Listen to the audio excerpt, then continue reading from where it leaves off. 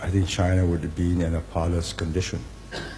So fortunately for China, the man he rusticated, Deng Xiaoping, came back from the wilderness, pushed aside Hua Guofeng.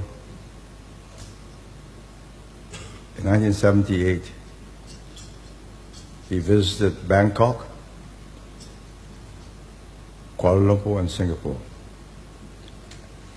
to persuade us to combine with China and stop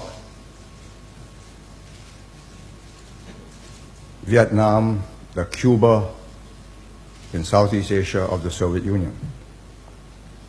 And they were about to attack Cambodia. I had the privilege of meeting him, talking to him for 3 days. And he is, in my lifetime, the most impressive man I've ever met. Small, barely 5 feet, stood erect, tremendous aplomb, a man of few words, but carefully thought, every few words carefully thought out. He spent 1 hour after all the ride from the airport back to the office and to his villa. We met in the afternoon, and I think 1 hour plus translation, because I never deal in any negotiations in Chinese without a translation, because I will be at a disadvantage. So it took nearly 2 hours. And I noticed his interpreters did not take notes, but they gave almost verbatim correct explanation, translation of what he said.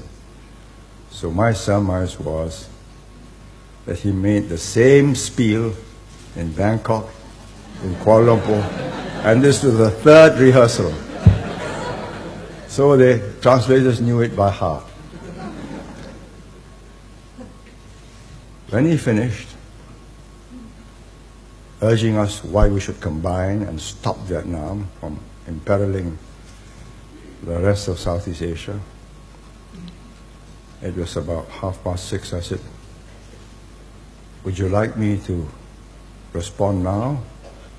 Or would you like to rest, have dinner, and when we are fresh tomorrow, we can talk? He thought I wanted to have time to think about what he had said, which is partly true. So it's like, we'll have dinner. So we spent the evening talking. And I said, you must come to Beijing again. I'm sorry I wasn't there when you came. I was kept out of the capital. I went there in May 1976 to meet Mao Zedong, and he wasn't there. But he said, never mind, come again. I said, when China has stabilized and growing, I will come again. So, oh, that will take a very long time. Come now. He's a very forthright man. So I decided the next day that I'll come straight to the point. I told him, you have explained to me why we should all combine in Southeast Asia and join you in blocking the Vietnamese who are wicked and wanted to capture Cambodia. Now I will tell you what my neighbors want to do. They want me to join them and confront you, not the Soviet Union.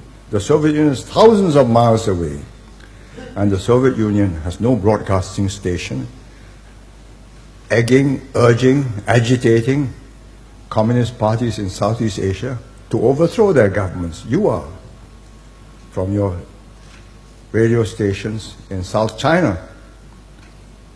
I did not know then that the radio stations were not in Yunnan, but in Changsha and Hunan. which we later discovered. He said, and as long as you are doing that and sending them money to buy arms and doing all these things, it's most unlikely that I'll be able to persuade them to join you. So, having met Hua Kofeng in Beijing in a long encounter, I had expected a blustering reply. Because Hua Kofeng, he captured me after sending me off to the Great Wall. I went to the Great Wall, then they gave me lunch at the Ming Tombs, so hot, dusty.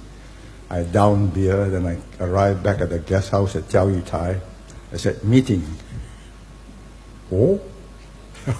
This was regular. Having had to deal with communists in Singapore, I knew exactly what they were up to. They first made me tired, and they said, now we'll have a meeting.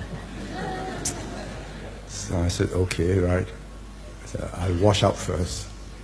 Went up, cleaned up, freshened up, drank a lot of Chinese tea, sat down and listened to him. I said, now I have something very serious to talk to you. I hear you are in military alliance with Taiwan. I said, oh? He says, yes, your troops are there. So he went on a great speech. He says, Taiwan belongs to China. I said, yes, we know that.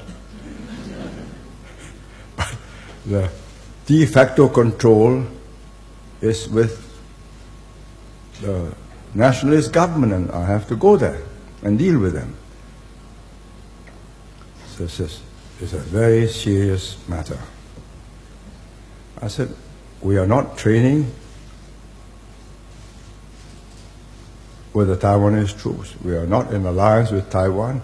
We're just training by ourselves because we are so small. If we fire our artillery guns, they go 20 miles. We're already across our border. So we have to go somewhere. I decided to counterattack. I said, by the way, you told me yesterday that communists never interfere in the activities of other countries. Why are you giving arms and support to the Malayan Communist Party to overthrow the Singapore government?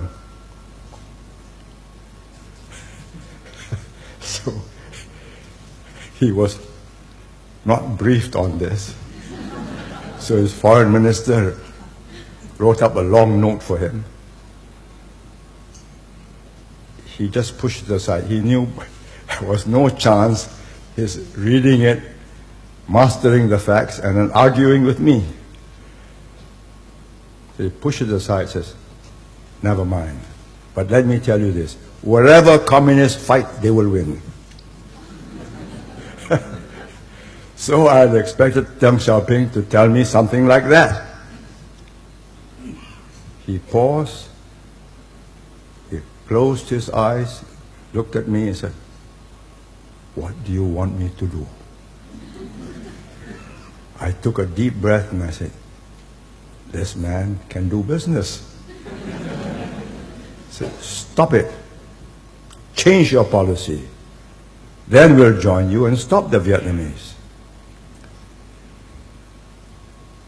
He paused, he said, give me time. And it took 18 months before I met him again in Beijing. And he said, we have told them they must stop. We have closed down the radio stations. We are not giving them any more support. Now I have